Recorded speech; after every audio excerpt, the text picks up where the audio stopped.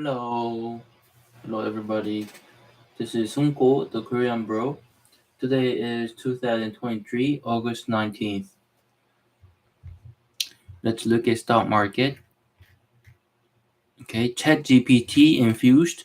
Bing is cute but hasn't become the Google killer some more calling for. Hmm. One Warren Buffett stock that has crushed the market in the last 5 years. Hmm.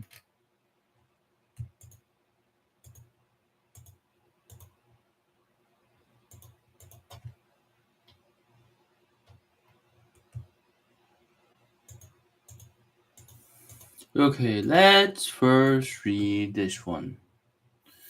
3. Warren Buffett and Michael Burry just sent Wall Street a green warning. Okay. The stock market may be headed lower. Warren Buffett and Michael Burry recently took steps to shield their portfolios from a market downturn. Buffett's Berkshire Hathaway reported $18 million in net equity security sales in the first half of 2023. Burry's CEO Asset Management bet aggressive against S&P 500 and Nasdaq 100 in quarter second. Okay, defensive actions taken by these distant investors imply both are worried about the stock market drawdown. Many stocks are up sharply this year as signs of economic resilience reinvigorated investors. The broad-based S&P 500 is up 15% year to date, and the tech-heavy Nasdaq Composite is up 29%. But Wall Street legend Warren Buffett and Michael Burry apparently see a reckoning for overvalued equities on the horizon, as both investors recently took steps to protect their portfolios from a stock market correction. Here are the details. Berkshire Hathaway is selling stocks. Warren Buffett is widely regarded as one of the greatest business minds in history. So many investors track the stocks Berkshire Hathaway buys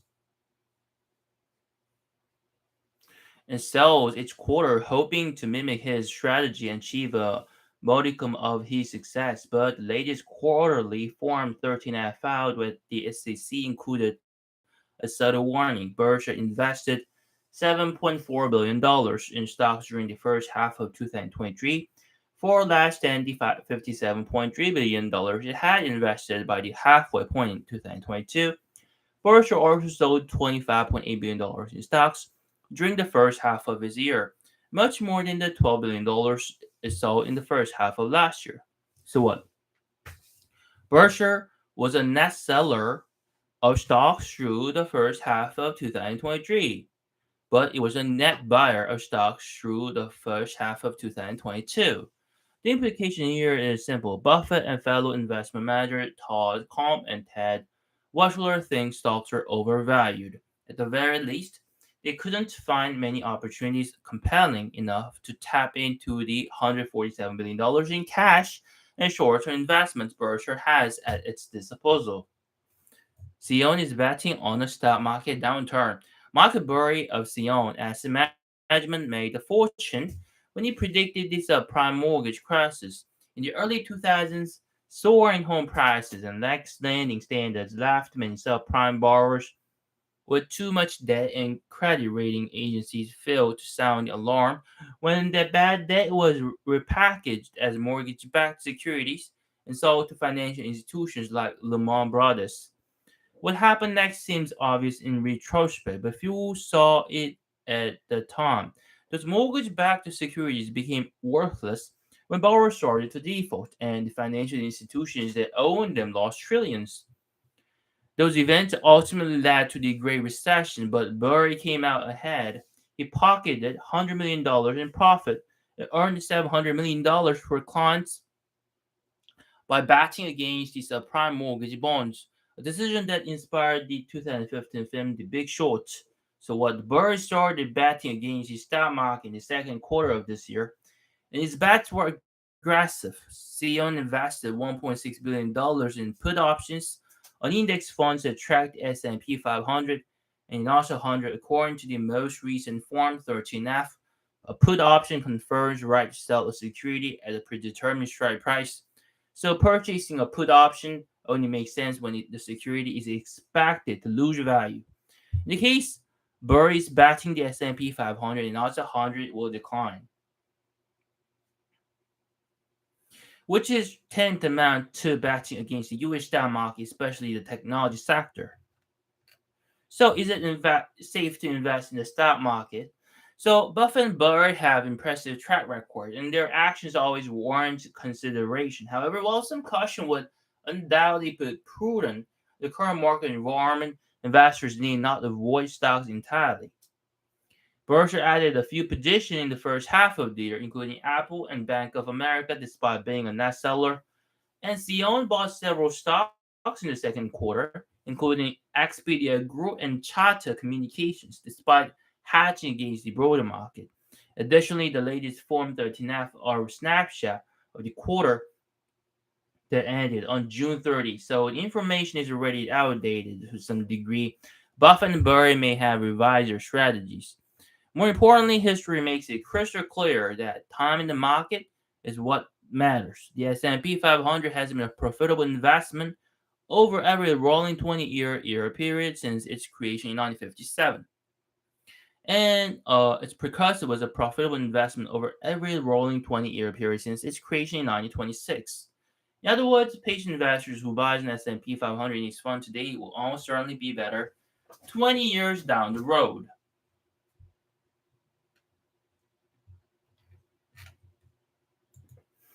So okay, let's be cautious because not every other investors, but like a non-expert, um, keep their cash, and some are betting on downward trend, right?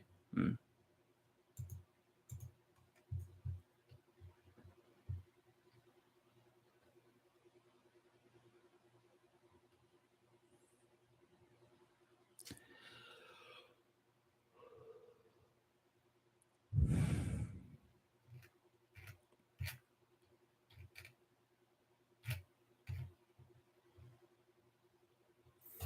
Why ChatGPT isn't dethroning Google? The almost already entire unchanged market share data suggests it will take more than popular AI tool to unseat Google from this throne.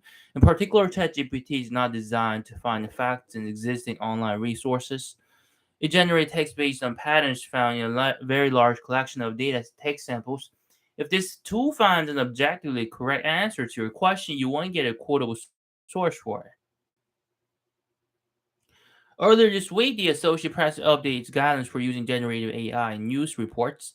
AP has a licensing agreement with OpenAI, the maker of ChatGPT, and while AP staff may experiment with ChatGPT with caution, they do not use it to create publishable content. The guidance statement said any output from a generative AI tool should be treated as unvetted source material. These AI tools are known to make things up on the spot and present the resulting nonsense as a known fact. Both ChatGPT and Googlebot have slipped into that bad habit during press events in the early days of the ChatGPT frenzy.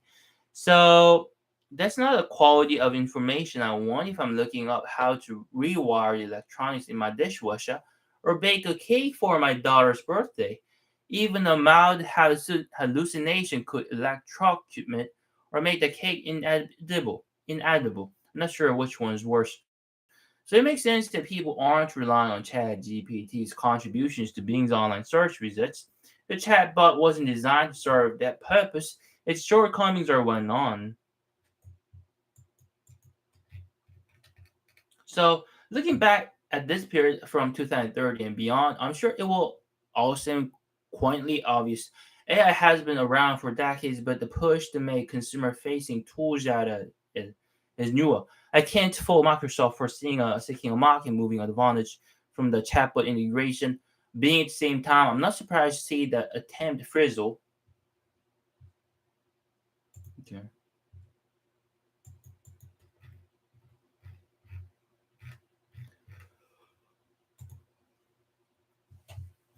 Okay.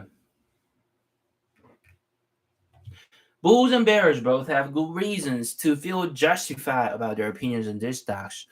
Roku style is a favorite on Wall Street these days. Your the streaming video platform shares are well below the highs the investors saw during the pandemic rally. They're doubled so far in 2023 compared to a 15% increase in the S&P 500 index.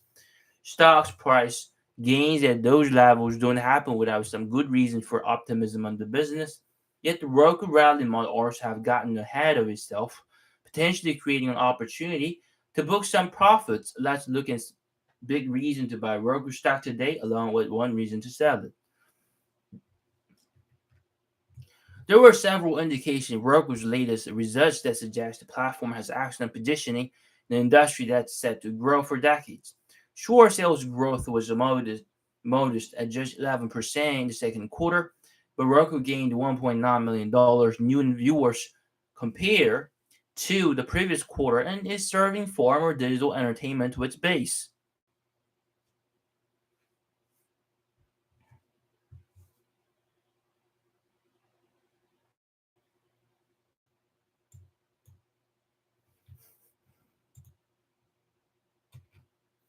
Record 74 million accounts regularly stream using its platform today, and streaming hours were up over 20% to 25 billion year over year. For context, the Netflix counts 240 million subscribers today. Roku also passed a key milestone, crossing 1% of total viewing, according to Nielsen, compared to Netflix's 9%. In other words, there's a long runway for growth ahead as traditional TV loses subscribers. The next decade in Roku captures more than its fair share of those cord cutters.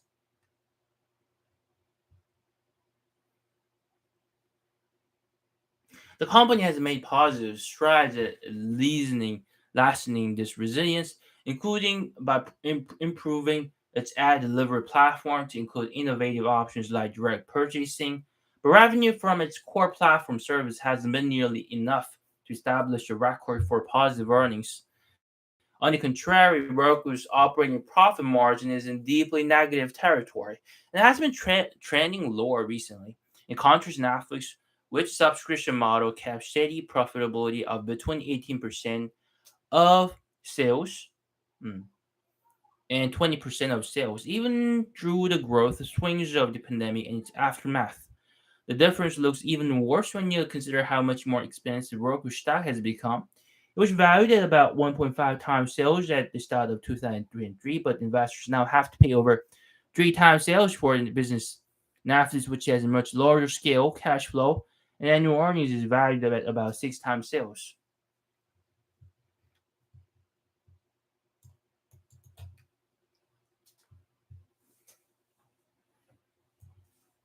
Those ads will be more efficient and will be served to a much larger base of active users over time, likely boosting their value. And there's always the prospect of more game changing innovations like Roku's recent partnership with Shopify.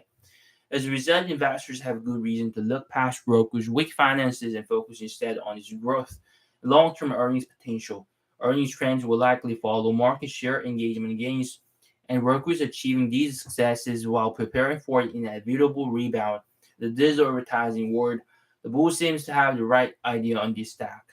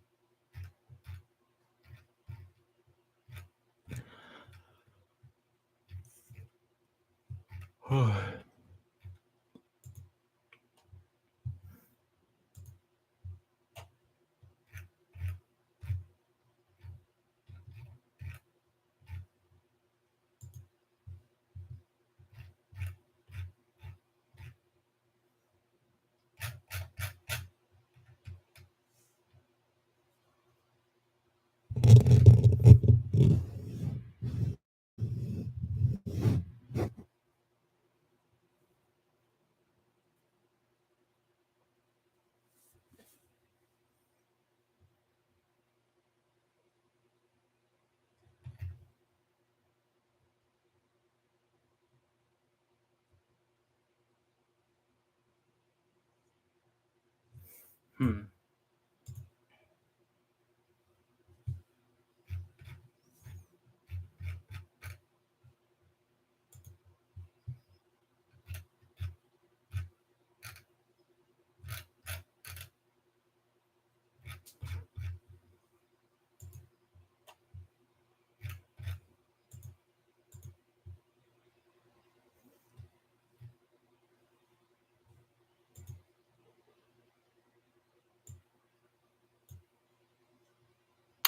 Okay, anyway, this is it today, and I'm gonna see you tomorrow. Okay, bye bye, everybody. Bye bye.